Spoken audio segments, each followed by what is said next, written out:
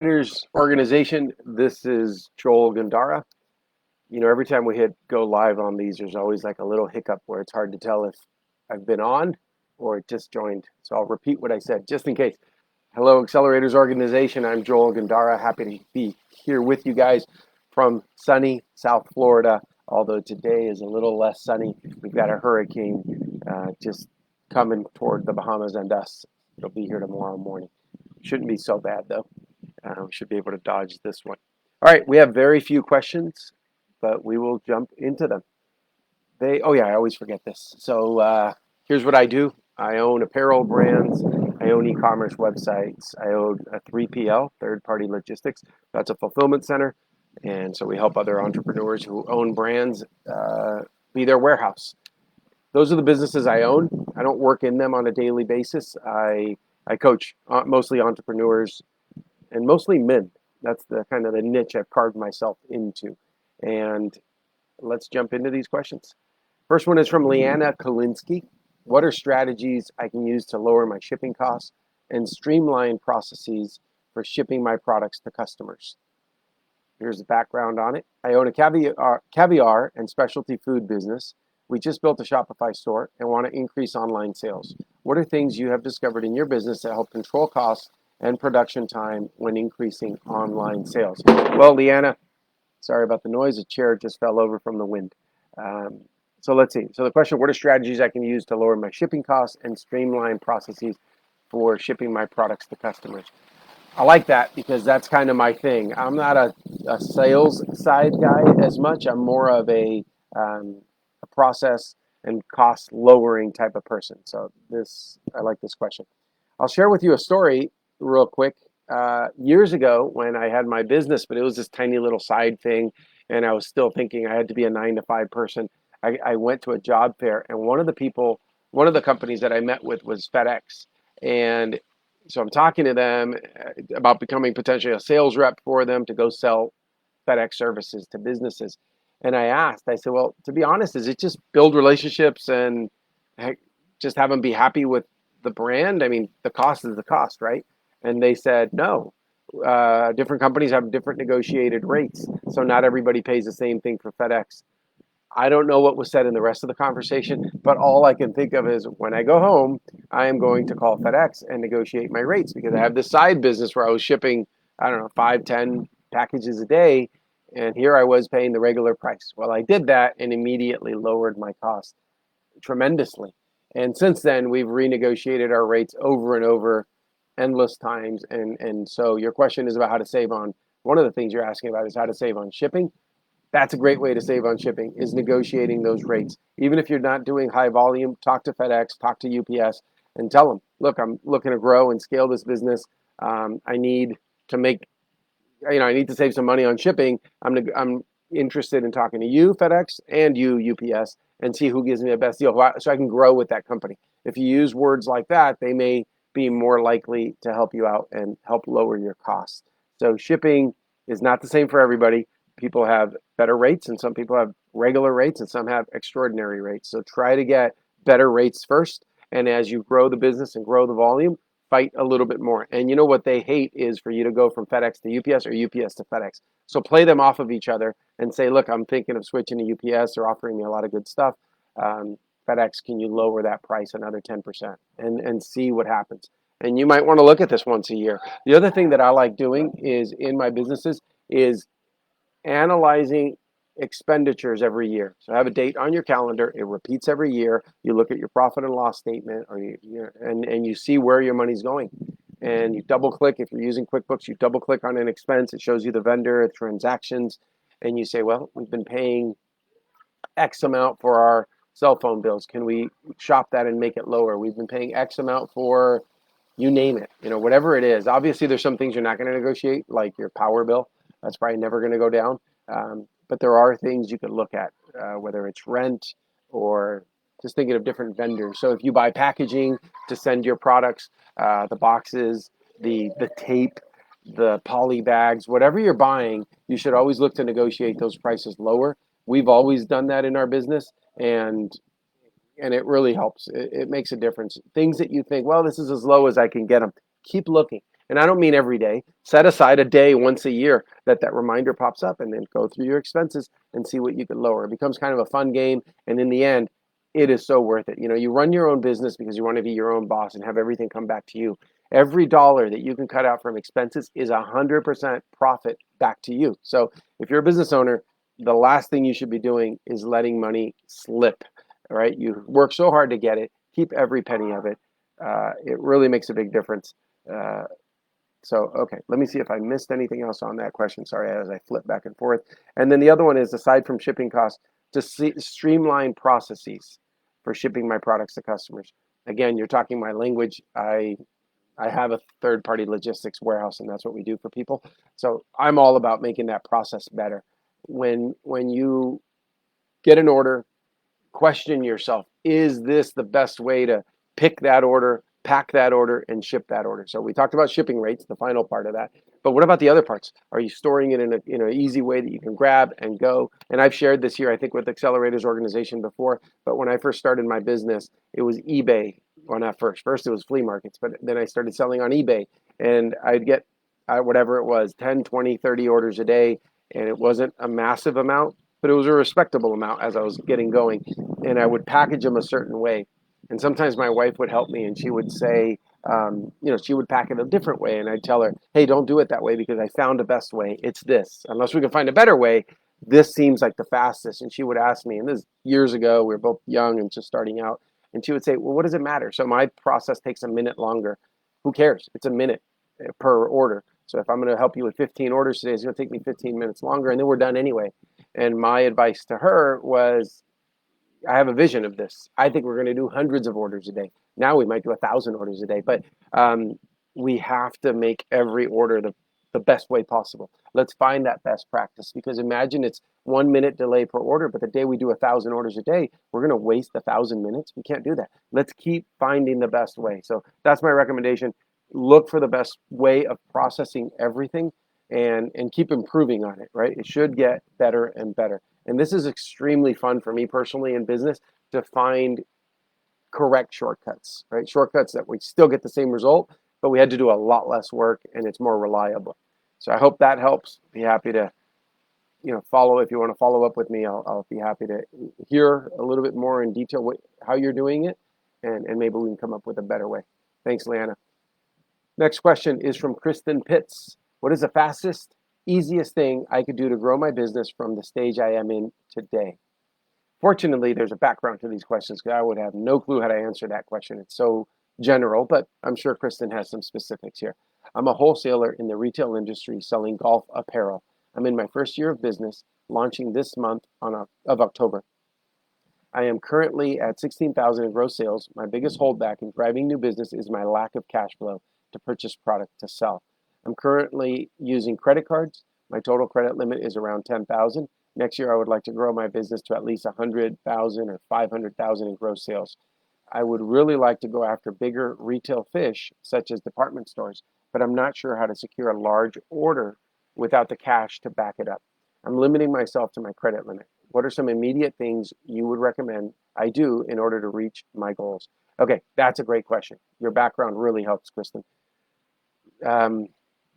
So you are saying you're holding back on going after larger department stores because you don't have the money to place that order. So if there's this department store over here, some big golf world or golf something, and you could sell them $100,000, but then that's going to cost you like $50,000 or $60,000 to go secure those products from a manufacturer.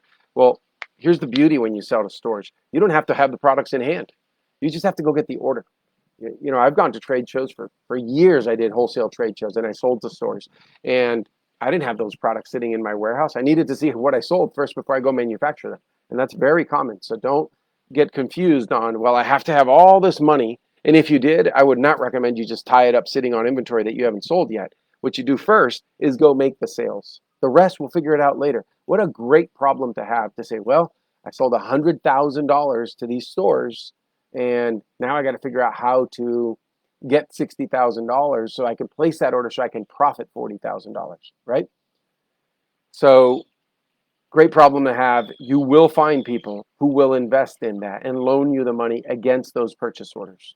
right? So that let's say you came to me or anyone else in this group or a bunch of other investors, whoever it is, and you told me, look, I've got $100,000 sold. It's going to cost me $60,000 to get this order going. What if I said to you, well, I'll take care of that. I'll put up the 60,000, right? And then when you get the 100,000 from the company, from the store that you sold to, I want you to pay me back my 60, and then I want an extra $10,000 for my risk, for my capital, for all of that. Would you do it? I hope your answer is heck yes, because let's say your $40,000 net profit on this deal, you're going to lose 10,000 of that to pay for the debt that you incurred. So there goes 60,000 for the products, 10,000 for the loan, and so you're down 70, but you brought in 100. You're up $30,000. That's a mindset shift. It's not worrying about your inventory levels. It's not thinking small to your lowest common denominator, which today is that $10,000 credit limit. Forget all of that. Think differently. Flank this problem. Here's the problem. Here's you. You don't have to go head on in the only logical place you've thought about it. Go around it. What else can we do? You can find capital and borrowing. Debt's getting a little more expensive and a little harder to get now because we are in a recession and things are getting tighter. But where there's a will, there's a way. I have a friend who did not own rental property. The economy crashed in 07 and 08. And by 09, he was buying properties. And he went to 39 banks. I'm sure I've shared this example because I use it all the time. He went to 39 banks. 38 said no. The 39th bank said, you know what, you're right. Properties are valued they're selling for way below their value. We'll start lending you money. And today he owns, I don't know if he's around 1,200 or 1,500 doors, real estate, homes and apartments. So where there's a will, there's a way. You'll find investments. Who would not want to invest in this problem? Hey, I'm growing the business. I don't have the cash, but when I do get the cash, it's immediately going to turn into more cash. You can bring in a partner easily that way, or just a person to finance it temporarily. And then that person makes their 10,000. They're so happy that a month later you come back to them with the same problem. They'll help you again. But here's the beauty of all this. Remember, you started with 100. You paid 60 for products, 10,000 in debt in interest. Well, that puts $30,000 in your pocket. Now you can start placing, so you can go sell 10,000, 20,000, and you have 30,000 to play with. And now that 30 turns into another 40 or 50. And now pretty soon you don't need anybody lending you the money because you've got your own bank of money. But that's how I see it. That's how I would approach it. Get the sales first. Sales solve all problems in business, and you can resolve the minutia later. And it really is minutia. I think the most important thing is to make the sale. All right, next question is from Josh Ciaramitaro. He said last time that he asked a question that I said it pretty close. I hope that was close. I don't know. All right, what is the fastest, easiest thing I could do to grow my business from the stage I am in today? That's funny because that question sounded a lot like the previous one. Nothing wrong with that. I mean, look for the fastest and easiest, absolutely. I'll give you a spoiler alert. There's not going to be a lot of fast. There's not going to be a lot of easy. But if there are low-lying fruit, absolutely grab those, because if that makes you an extra buck and the other one a couple of $5 and $10, you'll start making the easier money, and then you go after the harder things later. But it's all going to be hard. All right, here's the background of this. Intensify started in August, and it's currently projected to do, and this number got cut off, so 10,00, I'm not sure what that is, in annual sales. Doesn't matter. Started in August. We currently only have John and myself on our team. And we both have full-time jobs, so we only have time right now on nights and weekends for this business. My current way of driving new business revenue is finding good product deals and ensuring the product has less than 100,000 90-day bestseller rank on Amazon. So it's ranked a certain way on Amazon. In 2023, I would like to grow this business to over $1 million in sales. To accomplish that, what are some immediate things you would recommend I do in order to reach that goal? I'd specifically love to know your thoughts on how I should transition to quitting my full-time job and going all in on this business to reach this goal. How do I know when the time's right? Josh, there's someone in this group, one of the mentors, Todd Ferguson, who I've worked with and coached him for a year, and he's selling on Amazon. I don't know if you've hit him up, but I would try to get in front of him because he's a guy who has a lot of experience on Amazon, and he's coached a lot of Amazon people. And he's got groups of buyers, and they buy in large volume and do a lot of great things together. So I don't know that your product selection is exactly what his buying group does, but why not talk to him? He's a very good person to talk to. I like that guy a lot. He knows a lot. Um, and then, he can help you a certain amount, but then maybe he could say, hey, Josh, why don't you talk to so-and-so, especially if you stay top of mind with him. You don't just ask him one time for help and disappear, but instead you provide value to him. You build that relationship. You talk to him every once in a while. You reach out, see how everything's going, see if you can help him in any way. I think that's how you build that relationship so that people who know more than you could want to help you, right? So I would start there. As far as quitting your full-time job, I think you'll know when the time is right. I'll tell you how it worked for me. I was making a decent amount in my little side hustle, my little business on the side, and I was making pretty good money. Not that much, but I was doing okay in my regular 9 to 5. They got to a point, and I figured this is how it would be, where maybe I wasn't surpassing it, but I was getting there, and I thought, if I just gave this side gig a little more attention, I think I could pass my regular job. So once I got to that point, I kind of decided I was one bad day away from quitting. And that's exactly what happened. I worked for a major cruise line, phenomenal company. They messed up and they took one of my commissions away. Um, and then they wouldn't fix it. They admitted it was a mistake, but they wouldn't pay me. And maybe it was like a $250 commission, let's just say. Well, that was enough to tick me off and say, you know what, that's the bad day I was waiting for. I quit. I gave my notice. I cashed out all my stuff that they had, like a vacation pay and all that. And I left and I was on my own. And that's what forced me to push. Now, you have to do this responsibly. I was newly married and had a kid on the way. But at the time, my wife worked and she was a registered nurse and had a decent income and she had health insurance for us and all of that. I wouldn't recommend just quitting cold turkey and being on your own if you don't have a plan, if you don't have some stable income coming in. So that should be your why. I want to quit my regular job because this is going to be so much better. Okay, then that's your why. That's what should be pushing you to continue to grow that business because you know where you want to be in the next year or so. But I think you'll know when the time's right. You're going to know that, I don't want to do this anymore. I'm ready to go. So in the meantime, start growing that income. Reach out and talk to the people who can best help you. Next question is from Kristen Lander. Okay, so I don't know if this is a drop-down question. It must be because everybody's asking the same thing. What's the fastest, easiest thing I could do to grow my business from the stage I am in today? Let's see. Yeah, that's what a lot of them have had. So I guess this is a new feature here. It's a drop-down. I operate an online nutrition coaching business for strength athletes. I'm currently doing $120,000 in annual sales, and I have 4 coaches plus 1 administrative assistant on my team. My current way of driving new business revenue is through positioning myself as an authority in my niche via my podcasts and social media. In 2023, I would like to grow my business by at least 50%. To accomplish that, what are some immediate things you would recommend I do in order to reach that goal? All right. Well, Kristen, my guess here is that nutrition coaching business for strength athletes, super niche, right? Strength athletes, these are not endurance athletes, so there's a difference there. You're already just to a certain group. It's nutrition, so it's not workout. It's another very specific. So here's something.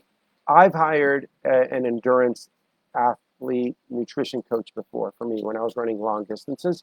But first, I talked to a different kind of coach who did I don't know what it's called. It wasn't strength. It was like dynamic, or it was like for other kinds of athletes.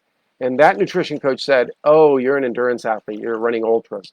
I'm not the person for you. Let me put you in touch with so-and-so. And guess what? I was already going to hire this first person. I would have hired him anyway. I didn't even know there was a difference. But when she said, and she came recommended from a friend, when she said, I have this other person who's more specific for you, it was a no-brainer. I hired that person. Referrals close so well. So I would build the network with other coaches who don't compete with you, right? You say, hey, I'd like to send you coaching clients who do this.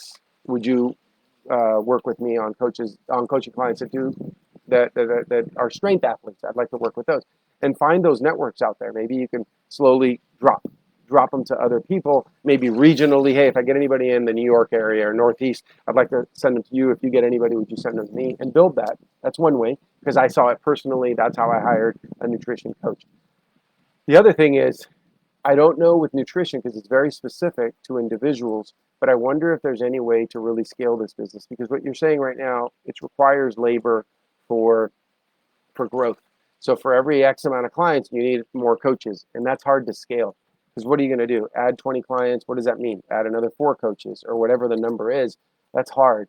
What I like are businesses that can scale where you put in the work up front and now you just keep adding clients and you don't have to add any more costs. So one example here, is this a program that you could put together? And I don't know. I'm just asking because I like to brainstorm. And if we were here, these are the questions I'd be asking. Then I'd be stopping. I'd be listening to what you say.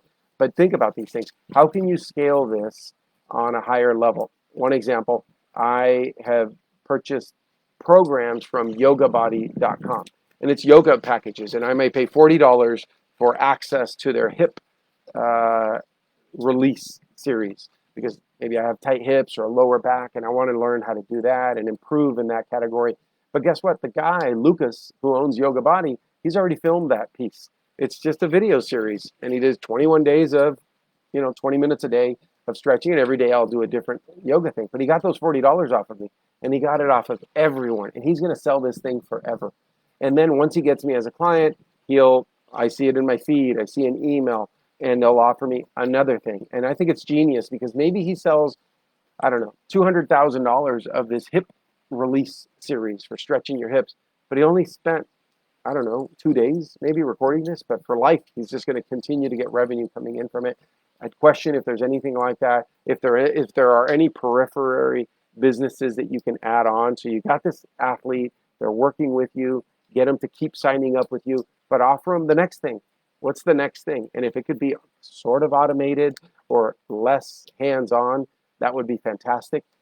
I'll share with you something a little unrelated, but the thought process is similar. Years ago, I was contacted when I was hustling and working a lot every day as a sales rep in the apparel industry. I was contacted by Spanx. You guys know Sarah Blakely, the founder of Spanx, out of Georgia. They're in Atlanta. And I was told, hey, we asked around for reps for men. And we asked a few stores who their favorites were, and you came up, and we want to talk to you. We want to meet you. We want you to come out to Atlanta. So it was really awesome. I got to meet Sarah Blakely. I got to walk in her office as many years ago. I was super excited. And I was hired for their Spanx for Men division, not as an employee, but just as an outside rep. They gave me a bunch of samples. And when I went to go do my trade shows, I'd put that on a little part of the table and get sales from it, right? I love that because it took zero investment. They flew me to Atlanta a couple times, paid for everything, holiday party with their employees, everything. It was great. And all I did was take a small sample set and put it on a table where I'd have a triple booth in Las Vegas and just put their stuff on the corner. It had zero cost additionally to me. And guess what?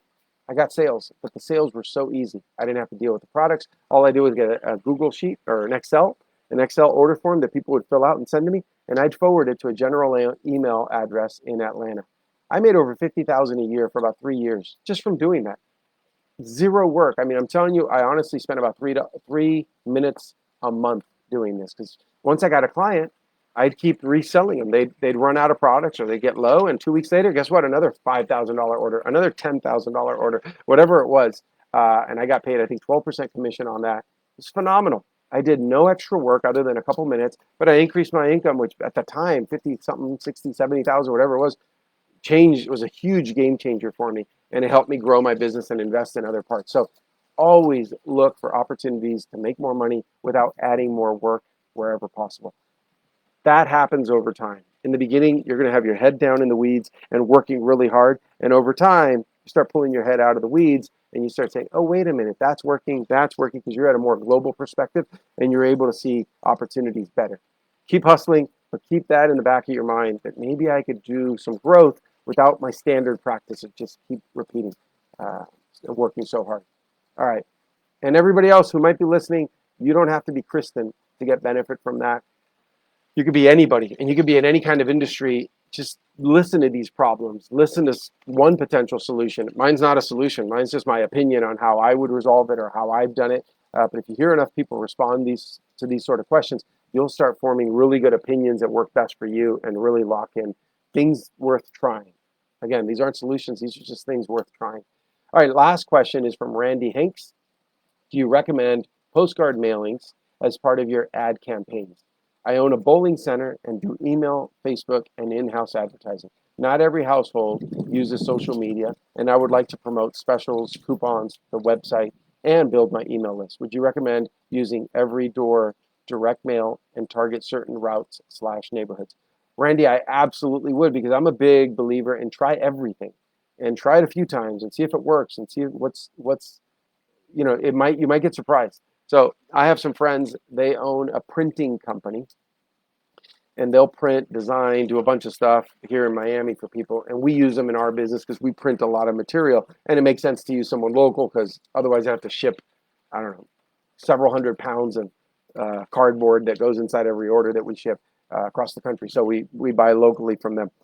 Years ago, they showed me some overwhelming data that proved that they were hitting it really effectively as far as flyers in the mail, like postcards. And here's how they figured this out. They had a client who was a landscaper, and he wanted to target an area. So there's a program, somehow, I don't know the details, with the Postal Service, and they were helping him do this. They would target a zip code, and I think within that zip code, there are smaller, right? You see a 5-digit zip code dash 4 additional numbers. I think that's how it works. And so, sorry, I'm outside and my dog's barking here.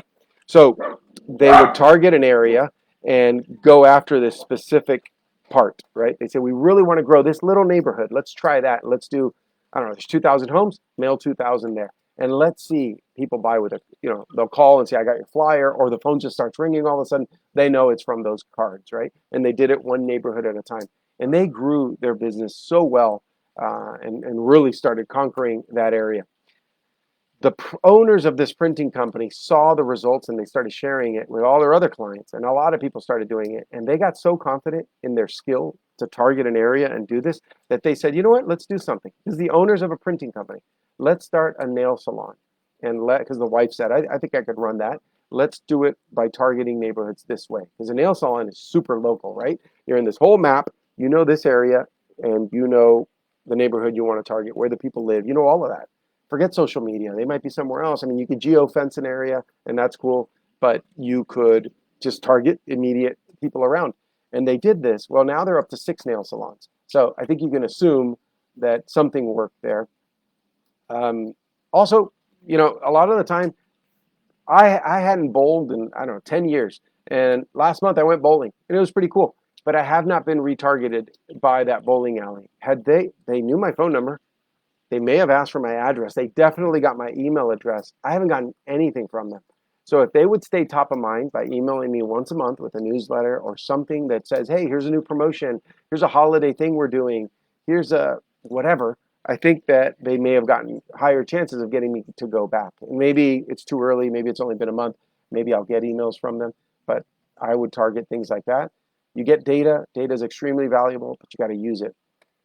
What else? The other thing, here's a thought. I have 4 kids, and they have events at their schools that, if everyone shows up to this event, portion of the proceeds go back to the school. And we always try to support that, right? So there'll be a barbecue restaurant, a pizza night, an ice cream place, and they have this night, and they send a flyer, I think at their expense, to all the school, every single student. My kids in high school have 5,000 students in their school. My kids' elementary school has 1,200. These are very big schools. Maybe you're talking about smaller schools in your area, but imagine that they send out a flyer at their expense because you say, we're going to give 10% of proceeds for everybody who comes with this, with this flyer that you guys have to print and comes on this certain day, and we're going to have a, Thomas Jefferson School night, and everybody comes, and it's a super fun event for the school and the kids, and they get to bowl together. The parents get to know each other. The teachers will be there.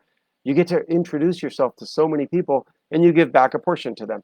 But your expense comes after the fact. They'll do the mailing for you because it's not a mailing. They just send a little piece of paper to the house that night to all these kids, a month before, a couple weeks before. And people can, I don't know, start calling and reserving lanes, and then the money gets donated back to the school, a portion of it, if they bring in that paper. So what a great way to have the same effect with 0 expense up front. You're only going to pay for it after they come back in. Randy, I hope that helps. I'm no expert on bowling alleys. I just try to think differently and try to apply things that I have seen into whatever your businesses are. It's funny, right before I started this call, I told my family, because they're all home right now, that I'd be done in 30 minutes, and we are 18 seconds from that. So stuck right to it. All right, guys, I hope this helps. Again, I'm Joel Gandara, feel free to connect online or here in the group, and I will respond to any questions that I see here or if you message me. Thank you. Have a great day, guys.